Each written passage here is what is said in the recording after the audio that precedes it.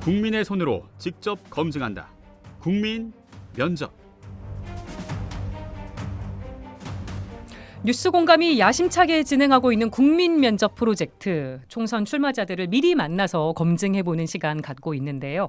오늘 면접자는 심재철 전 국회 부의장입니다. 만나보겠습니다. 어서 오십시오. 네, 안녕하십니까. 네, 오랜만에 뵙는 것 같습니다. 예. 네, 저희가 본격적인 이야기에 들어가기에 앞서서 미리 준비한 간단 이력서부터 한번 들어보겠습니다. 네. 간단 이력서. 이름 심재철. 나이 65세. 소속 국민의힘. 선수 5선. 지역 안양시 동안구. 종교 전주교. MBTI ENFJ. 이상 끝. 아니 아까 방송 시작 전에 잠깐 말씀을 나눴는데 천주교 신자셔서 예. 언제 세례를 받으셨냐 여쭤봤더니 감옥에서 신자가 되셨다고. 예. 어떻게 또 그렇게 되셨습니까? 1980년에 잡혀갔을 때 거기에서 박홍 신부님을 만났습니다. 그래서 화장실에 갔는데 박홍 신부님께서 따라오셔가지고 갑자기 너 세례 받을래? 그래서 예라고 대답이 나왔고 그거를 서인석 신부께서도 같이 잡혀와서 증인으로 그렇게 해서 비상세례를 받았었습니다. 그러니까 신부님들이 사목하러 오신 게 아니라 다 같이 잡혀 계신 그렇습니다. 상황에서 예. 세례를 주신 거예요. 예. 네. 1980년에 바로 그런 상황이었습니다. 되게 특별한 세례를 받으셨습니다. 예, 그랬습니다. 그래서 베드로가 예. 되신 거군요. 예. 네. 앞에서 간단 이력서에서도 나왔지만 5선 의원에다가 국회 부의장까지 하셨습니다. 이제 6선 도전장을 내셨는데 아니 어떤 분들은 이런 얘기 하세요. 국회 부의장까지 했는데 뭐 더 할 게 있으신가? 어떻게 답변 주시겠습니까? 사람마다 꿈을 가지고 있잖아요. 그리고 저도 지역구 정치인으로서 꿈을 가지고 있는데 제가 가지고 있는 꿈 몇 가지가 이제 우선은 안양교도소 이전하는 겁니다. 그리고 또 두 번째는 안양시청을 지금 만안구로 이전하겠다고 지금 하고 있는데 현재는 동안구에 있는데 네. 그 이전하겠다는 것을 저지하는 겁니다. 봉쇄하는 것이고요. 그리고 이제 또 하나 꿈은 귀인동 터미널 부지라는 게 저희 지역구 안에 있는데요. 그 터미널 부지를 둘러싸고 지방 권력의 부패 냄새가 좀 납니다. 바로 그것도 지금 바로잡고 올바르게 투명하게 좀 밝혀내야 되겠다라는 이제 이런 생각들이 있고요. 그리고 이제 지역구를 벗어나서 국회 전체적으로 보면은 국회의원들 공짜로 세비 받는 거 이런 특권 이거 반드시 좀 없애야 되겠다. 예. 이런 생각들을 하고 있습니다. 아, 그래서 꿈을 꾸고 있는 겁니다. 하실 일이 많다 아직도. 예. 네, 이런 질문도 드리고 싶어요. 지금 총선 앞두고 여야 모두 혁신 경쟁이 불고 있습니다.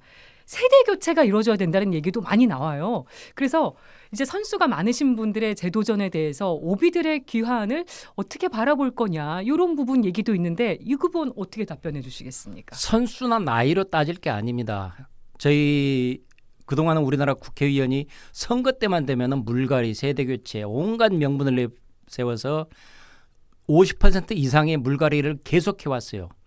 그렇게 계속해 왔으면 지금쯤 대한민국 정치가 세계 1등 정치, 선진 정치가 돼야 되는데 안 그렇잖아요. 네. 결국은 물갈이가 그렇게 효과적인 방법이 아니었다. 나이나 선수로 해서 따지는 것이 이건 아주 구태스럽다. 예. 잘못이다. 실질적으로는 그 사람이 어떤 세계관을 가지고 있고 자유민주주의에 대한 얼마나 확고한 철학을 가지고 있는가. 바로 그 점을 바라보고 사람을 평가하는 것이 옳다라는 네. 생각입니다. 또 아직도 하실 일이 많다. 아까 얘기도 해주셨는데 지난 총선에서 민주당 비례대표 초선이었던 이재정 의원이랑 붙으셨다가 이제 패배를 하셨습니다. 그때 정계 은퇴를 하시는 거 아니냐 이런 얘기도 나왔었는데 이제 이번에 다시 이제 맞붙게 되신다면 자신 있으십니까? 당시에 제가 패했던 것은 이재정 의원 개인에게 패한 게 아니라 문재인 정권의 포퓰리즘, 돈풀기 포퓰리즘에 있었습니다. 지난 선거 이틀 전에 코로나 지원금 1인당 40만 원씩 주겠다고 했던 것이죠. 바로 그런 포퓰리즘 정권이 선거판을 휩쓸어 가지고 지금의 민주당 180석을 만들어 놓은 것이죠. 정책적인 영향으로 졌다고 해석을 하시는 그렇습니다. 거군요. 그래서 공정당당하게 다시 붙자. 올바르게 정정당당하게 다시 붙으면 이길 자신이 충분히 있다라는 것입니다. 이재정 의원은 어떻게 평가하십니까? 지금 굉장히 젊은 의원입니다. 예. 나이로는 저는 평가를 하지 않고 실질적으로 어떤 역할을 하느냐라는 건데 제 평가보다도 제 지역 주민들이 이재정 의원이 얼굴 보기 힘들다. 음. 흔히 저희들이 이제 그 속어로 얘기하면 코빼기 보기 힘들다라는 얘기거든요. 네. 근데 지역구 국회의원으로서 코빼기라는 단어가 나오면 대단히 위험한 겁니다. 아주 안 좋은 건데 그만큼 지역 활동을 거의 하지 않는다는 얘기죠. 그런 부분에 있어서는 더 자신이 있으시다. 아, 물론이죠. 바로 이제 그런 부분들이 이재정 의원이 그동안에 4년 동안 잘못해온 부분들을 지역민들이 알고 있으니까 좋다. 그렇다면 그런 부분들에 대해서 충분히 붙어보자라는 거죠. 5선 하셨으니까 지역 기반 탄탄하시고 많이 알고 계실 것 같긴 합니다. 물론이죠. 예, 예.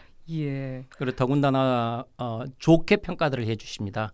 제가 열심히 했던 것들을 충분히 알아주시고 있고 그리고 심재철이는 말과 행동이 따로따로가 아니다. 네. 저 사람은 진심에서 하는 말이고 하는 약속은 지킨다라고 이렇게 인정해주고 계셔서 저는 그 부분을 참 좋게 생각하고 있습니다. 안양과의 인연은 언제 어떻게 시작되신 겁니까? 지역적인 인연은 없었습니다. 정치하면서 안양으로 갔었는데요. 매우 단순한 거지만 제가 교통사고로 지팡이를 짚고 있는 보행이 불편하고 그래서 이 높낮이가 있는 이런 언덕길이 있는 곳은 저는 아주 안 맞습니다. 다니기 불편하시죠? 예, 불편하죠. 네. 그래서 언덕이 없는 곳, 뭐 안양 동안이 이제 신개발 지역이 가지고 전부 평지더라고요. 그래서 할 수 있겠다. 그래서 선택을 한 거죠. 아 정말 그 이유 때문에. 네. 그러는데 거기서 5선을 하신 거예요. 예, 예. 이야. 정치 이력이 어떻게 되시나 보니까 1995년에 입당을 하셨더라고요. 그렇습니다. 예. 그러면 내년이면 거의 정치 경력 30년 차가 되시는 겁니다. 예. 정치는 또 어떻게 시작하게 되셨는지 궁금해요. 방송 기자 출신이신데. 예. 기자를 하다가 출근길에 대형 교통사고를 당했습니다. 예. 제 잘못은 아니고 상대방 트럭이 중앙선 넘어와서 저를 덮친 거죠. 그래서 병원에 있다가 이제 퇴원을 해서 집에 있는데 선거철이 돼서 95년 말에 96년 봄에 선거 있었으니까요. 네. 95년 말에 당시 이제 김영삼 정부 청와대에서 연락이 왔었죠. 그리고 그런 상황에서 제가 더 이상 이 다리를 다쳐서 기자 생활을 못하는 상황에서 무엇을 어떻게 할 것인가라고 고민을 하던 상황에서 정치 제안이 오길래 좋다 그렇다면 정치판에 가서 우리나라를 조금 더 올바르게 바꿔볼 수 있지 않겠느냐라는 네. 그런 희망을 안고 정치판에 뛰어든 것입니다. 당은 다르지만 정동영 전 통일부 장관하고 그럼 MBC 같은 기자 출신이셔서 또 선후배 예. 사이신 거죠? 예, 그렇습니다. 예, 또 잘 알고 지내시는 예, 거고. 저보다 지금 기수로는 굉장히 빠르시고요. 나이로도 한 4, 5년 이상 저보다 연배십니다. 네. 지금 뭐 국민의힘 당에 현안이 많아서 어떤 견해를 갖고 계신지 정치 경력 30년 차시니까 좀 하나하나 여쭤보도록 하겠습니다. 지금 국민의힘에 기성 정치인 출신이 아니라 어떻게 보면 정치 신인인 한동훈 전 법무부 장관이 비대위원장에 이제 며칠 전에 취임을 했습니다. 당 지금 상황 어떻게 보세요? 그거는 이제 한동훈 비대위원장이 앞으로 어떻게 하실 거냐 이것에 따라 이제 달려 있는데요. 저는 일단 기대는 하고 있습니다. 그동안에 법무장관으로서 그 역할을 충분히 잘 해내셨고 공정과 올바른 가치들을 위해서 대한민국 열심히 노력해 주셨고 바로 이제 그런 점들을 정치 와서도 제대로 해내실 것 아니냐라고 네. 이런 점에서 지금 기대를 하고 있죠. 긍정적으로 보고 계신 것 같습니다. 예. 근데 사실 윤석열 정부 출범 후에 여당 지도부가 너무 많이 바뀐 거 아니냐. 이게 정상적이고 안정적인 상황이 맞냐. 이런 비판도 사실 많이 나오고 있거든요. 그건 저희들이 이제 부족해서 그렇게 된 것이죠. 지도부에서 당원들을 그리고 당을 전체적으로 통합해서 끌고 나가는데 부족했기 때문에 바로 그런 약간의 분란들이 생겼던 것이고 지도부들이 교체가 이렇게 됐었는데 앞으로는 이제 그런 일들이 없기를 바라야죠. 어제 비대위원들 인선이 있었는데 요거는 잘 됐다고 보십니까?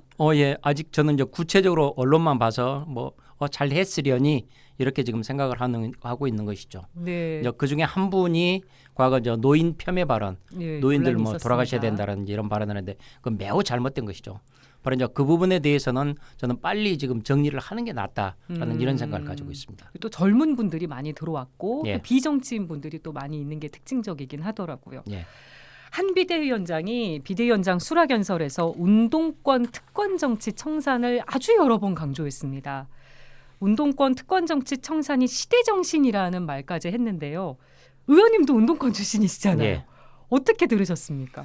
운동권 특권 정치는 주로 민주당 쪽에 있는 사람들을 얘기를 하고 있는 것이죠. 운동권 출신들은 저희 국민의힘보다도 민주당이 훨씬 더 많은 것이고 지금 586 송영길로 대표되는 586 세대들 바로 이제 그런 사람들이 운동권 특권 정치에 운동권 부패한 인식들을 잘 나타내주고 있는데요. 대표적으로 예전에 지금 광주 5.18 전야에 술집에서 지금 음주 가무를 했던 적이 있습니다. 예. 그 당시 사람들이 전부 다 운동권 사람들이었습니다. 바로 이제 그런 역사적인 것들 있고 하는데 바로 이제 그런 점들에서 부패한 운동권 의식들을 청소해야 된다 이런 얘기죠. 학생 운동을 하고 민주화 운동을 했던 사람들 모두 전체를 다 대상으로 하는 게 아니라 네. 바로 이제 부패한 특권 의식에 쩔어 있는 민주당식의 그런 잘못들을 지적한 거라고 생각하고 있습니다. 네, 오히려 야당 쪽 운동권 세력을 지칭한 거라고 얘기를 해주셨고, 한동훈 비대위원장이 윤석열 대통령과 얼마나 결을 달리할 수 있을 것인가, 윤석열 대통령한테 쓴소리를 할 수 있을 것인가, 많은 분들이 이 부분을 좀 이렇게 눈여겨보고 있고 관심을 갖고 있습니다. 어떻게 보세요? 윤석열 대통령과 한동훈 비대위원장을 이렇게 일심체로 보는 분들도 많습니다. 아바타라고 비판하기도 하고요. 저는 그 역할을 앞으로 이제 어떻게 할 것인지 좀 지켜봐야 되겠지만 저는 잘 할 거라고 저는 생각을 합니다. 네. 자기에게 주어진 직무에 충실히 해왔던 사람입니다. 한동훈 법무부 장관 그리고 한동훈 비대위원장이. 그렇기 때문에 정치인으로서 이렇게 들어온 이상 정치인 변신한 이상 그 첫 번째 모습을 지금 지역 출마 안 하겠다. 이번 선거에. 불출마 선언을 예, 했죠. 바로 이제 그게 그런 모습이라고 저는 생각을 합니다. 여기에서 더 이상의 자기의 욕심을 가지지 않고 올바르게 하겠다라는 그 원칙에 대해서 충실한 모습을 가지고 있기 때문에 네. 그런 부분에 대해서는 저는 이 윤석열 대통령 정부의 잘못에 대해서도 충분히 지적할 것은 앞으로 지적해낼 것이다라고 이렇게 기대를 하고 있는 것이죠. 지금 아무래도 한동훈 비대위원장한테 주어진 제1의 과제는 총선일 텐데요. 그렇습니다. 뭐 선거를 많이 치러보셨으니까 또 정치 경험이 많으시니까 국민의힘의 총선 승리 전략 어떻게 가져가야 된다고 보십니까? 총선 승리의 제일 핵심은 공천이죠. 네. 그래서 누구를 공천하느냐라는 것인데 이 공천에서는 경쟁력이 최고인 사람을 뽑아내는 것 그것이 바로 공천의 핵심입니다. 네. 그래서 이제 시대적인 분위기에 따라서 이렇게 저렇게 아무렇게나 사람들을 뽑는 것이 아니라 정확한 평가를 해서 그 평가라는 게 이제 여론조사라는 방법도 있을 수 있고 여러 가지 방법이 있죠. 그래서 누구 연출 때문에 누구를 뽑는 네. 이런 잘못된 방법들 이것만 하지 않으면은 그래서 지역구에서 제대로 경쟁력 있는 사람 단 한 표라도 더 가져올 수 있는 사람이 누구냐를 선택하면은 바로 그것이 저는 필승 전략이라고 생각합니다. 지금 뭐 아직 임명이 되진 않았습니다만 공관위원장에 법조인이 오는 거 아니냐 이런 얘기도 흘러나오는데 이건 어떻게 보세요? 법조인이든 뭐든 그건 상관치 않습니다. 중요하지 법조인이 않다. 오든 연예인이 오든 누가 오든지 간에 얼마나 올바르게 공관위원장이 공천을 관리하게 되는데요. 그렇죠. 공천을 제대로 하느냐 바로 이 점에 달려 있는 것이죠. 그런 점에서 법조인도 별 문제는 안 되고 예전에 지금 안강민 검사장이랄지 정홍원 검사장도 저희 이제 공관위원장을 했었고요. 예. 그리고 그렇기 때문에 법조인이라고 해서 문제가 되는 것은 아니고 누가 얼마만큼 올바르게 해내느냐라는 이 점이 더욱더 중요한 것이죠. 네, 공천이 중요한 총선 승리 전략이라고 얘기해 그렇습니다. 주셨는데 네. 또 뭐 이런 지역구 의원 공천과는 별도로 지금 비례대표 선출 방식이나 이런 부분이 아직 여야 합의가 되지 않고 있습니다. 예전에 자유한국당 원내대표 하실 때 그 하셨던 발언을 제가 좀 보니까 연동형 선거제는 100%가 아닌 한 위헌이다 이런 얘기를 하셨었더라고요. 연동형 비례제를 강행한다면 비례한국당을 만들 수밖에 없다는 얘기도 하셨던데 지금은 어떻게 생각하시는지 궁금합니다. 당시에 지금의 선거 제도에서 저희들이 국민의힘이 살아남을 수 있는 방법은 바로 그거밖에 없었죠. 왜냐하면 지금의 선거제 자체가 위성 정당을 만들어야만 유리하게 돼 있어요. 예. 그래서 민주당도 무슨 당이냐 위성정당 만들었고 국민의힘도 위성정당 만들었고 똑같이 위성정당 만들어서 했던 것이죠.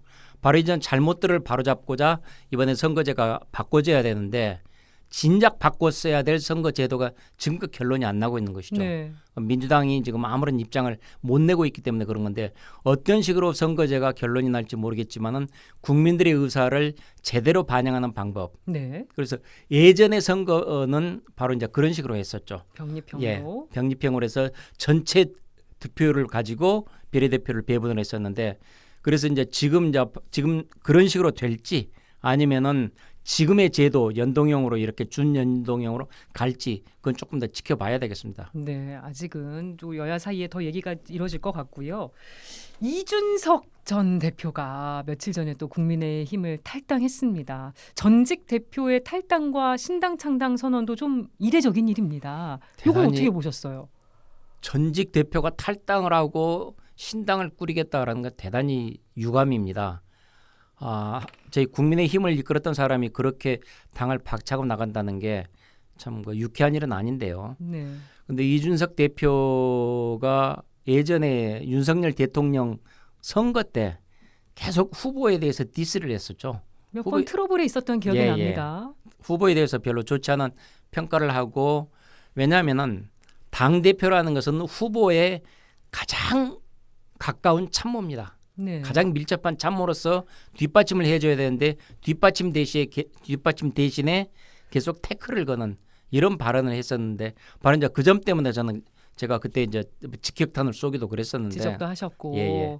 바로 이제 그런 점에서 당 대표라는 것은 후보를 어떤 식으로든지 당선시키는 것이 최선의 임무인데 그 점에 충실했어야 되는데 그러지를 못했었던 것이죠. 바로 이제 그런 점들을 선거 때뿐만 아니라 그 전에도 이준석 대표가 이런저런 마땅치 않은 모습들 보였기 때문에 저래서는 안 되는데 저건 청년 정치가 아닌데라고 했었습니다. 그런데 결국 그걸 못 견디고 뛰쳐나가고 이렇게 되는데 그 점에 대해서는 대단히 아쉽습니다. 그래도 대선 승리에 이준석 전 대표의 공이 있지 않느냐, 기여한 부분이 분명히 있다고 평가하시는 분들도 있습니다.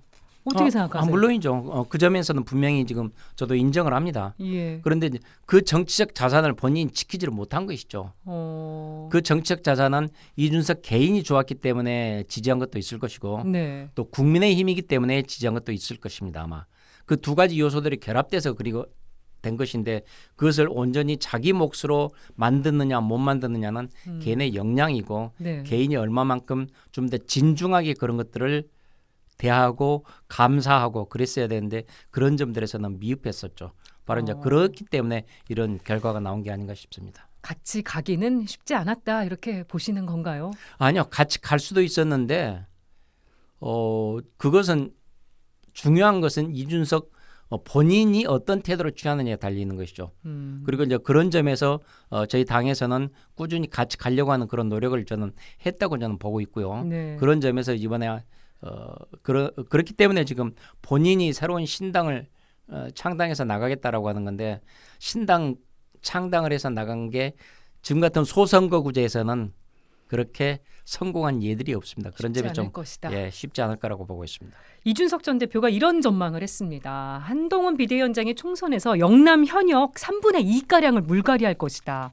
근데 만약에 정말 이 말대로 된다면 거의 공천 학살이라고 우리가 일컬어지는 정치 용어로 그렇게 봐도 되는 겁니다.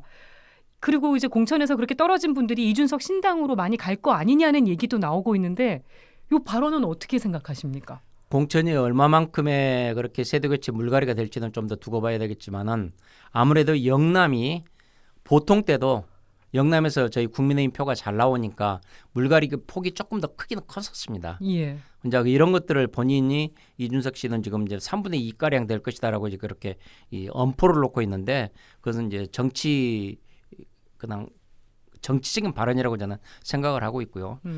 그런 사람들이 지금 과연 거기서 떨어진 사람들이 또 이준석 신당으로 가서 살아남을 것이냐. 네. 그 점은 지금 현재와 같은 단순 소선구제에서는 매우 힘들다고 보고 있습니다. 그렇기 때문에 그런 모험을 할지 안 할지 그렇게 자기가 희망하는 계산만큼 절대로 되지 않을 것입니다. 네. 지금 정치권에서 가장 뜨거운 이슈 어제 본회의를 통과한 김건희 특검법입니다. 대통령실은 통과되자마자 바로 이제 거부권 행사 방침을 밝혔는데 요 사안이 이제 총선에 큰 변수가 될 거라는 전망이 많습니다. 여당에서 어떻게 대응을 해야 된다고 보시는지 또 궁금합니다. 김건희 특검법의 문제는 첫째는 특검이 야당으로만 민주당에서만 지명을 하도록 되어 있습니다. 예. 국민의힘하고 협의를 안 거치게 되어 있습니다. 그래서 민주당 입맛에 맞는 사람으로 마음대로 하겠다는 것이고요. 근데 그거는 이해관계가 있거나 이런 경우에는 또 그 당을 배제하도록 한 조항 때문이지 않습니까? 아닙니다. 두 번째로는 지금 이 과정을 특검에서 하는 것들을 시시콜콜 중계 방송을 할 수 있도록 지금 법에 해놨습니다. 그래서 김건희에 대한 이런 얘기들을 김건희 여사에 대한 얘기들을 계속해서 이 언론 확대를 하겠다라는 이런 전략에 따라 지금 이 법을 통과시킨 것이고요. 예. 그리고 또 세 번째로는 민주당이 180석 의석을 가지고 있으면서 지금까지 할 수 있었어요. 예전에도 만들 수 있었고 이 법을 통과시킬 수 있었는데 안 하고 있다가 선거 코앞에 와서 하는 것이 결국은 선거용이라는 것이죠. 그렇기 때문에 이 총선용 악법이 선거용 악법이 과연 국민들한테 얼마만큼 먹힐 것인지 네. 저는 그렇게 지금 신통치는 않을 거라고 지금 보고 있습니다. 이미 국민들이 그 내막을 알고 있기 때문에 예. 아 쟤네들 또 총선 장난질하구나 이런 식으로 판단을 할 것이기 때문에 그렇게 파괴력이 크지는 않을 것으로 보고 있습니다. 근데 지금 특검이 필요하다. 특검에 찬성하는 여론이 70% 이상 높게 나오고 있습니다. 물론입니다. 예. 이 부분은 어떻게 생각하세요? 그건 이제 국민들이 그렇게 평가하시니까 그렇구나라고 지금 저희들이 이제 수용을 하는 거죠. 그런데 이제 이 부분에 따라서 과연 특검법이 앞으로 어떻게 될 것인지 예. 또 그러니까 거부권이 행사가 되고 또 제2에 붙여질 때 과연 어떻게 될 것인지 그건 좀 더 두고 봐야 되겠죠. 네. 그리고 아까 뭐 피의 사실 공표 얘기해 주신 부분은 그동안 다른 특검에서도 다 시행이 됐던 부분이라 이번 특검에만 적용되는 부분은 아닌 것 같거든요. 총선을 앞두고 있기 때문에 시시콜콜 모든 것을 카더라를 동원해서 온갖 종류의 악용이 될 게 우려되신다. 그렇습니다. 그런 부분이신 거죠. 예. 네. 저희가 뭐 얘기 나누다 보니까 시간이 금방 지나갔는데요. 국민 면접 코너 출연하시는 분들 공통 질문입니다. 이번에 이제 당선이 되신다면 만약에 6선에 성공을 하신다면 국회에서 이것만은 꼭 지키겠다. 뭐 어떤 정치를 내가 펼쳐보겠다. 이런 다짐이나 약속 같은 게 있으실까요? 예전에 제가 지금 여성들의 화장실 불편을 없애기 위한 변기수 조절하는 공중화장실법이라는 것을 제가 만들어가지고 그 뒤로 공중화장실이 대폭 개선이 돼서 여성들의 변기 사용 불편이 크게 줄어든 적이 있었습니다. 네. 바로 이제 이런 것들을 앞으로도 계속 할 생각인데요. 실용적인 법안들. 예. 앞으로도 이제 아까도 말씀드렸듯이 제일 먼저 중요한 것은 국회 불체포 특권을 없애야 되는 건데 국회의원 이거는 헌법 사항입니다. 그래서 지금 단순한 국회법 사항으로서 무노동 무임금 이 부분에 따라서 이 공짜 세비 없애야 되겠다라는 이런 생각을 하고 있고 예. 또 하나가 언론이나 유튜브, SNS에서 횡행하고 있는 가짜 뉴스 이 처벌도 좀 강화를 해야 되겠다. 그래서 가짜 뉴스가 진실인 것처럼 호도돼서는 안 된다는 것이고 그리고 국가 유공자 명단은 난 공개해야 된다고 생각을 하고 있습니다. 예. 국가에 공이 있어서 국가에서 유공자로 지정을 하는데 어떤 공적이 있는지 국민들이 제대로 알아야 할 때죠. 그 유공자 명단이 분명하게 투명하게 공개될 필요가 있다라는 것이고 그리고 또 하나가 지금 제가 꿈꾸고 있는 게 일상생활과 관련되는 것인데 자동차 세금이 지금 배기량에 따라서 붙고 있습니다. 예. 배기량에 따라서 붙는 게 아니라 가격에 따라서 붙어야 된다.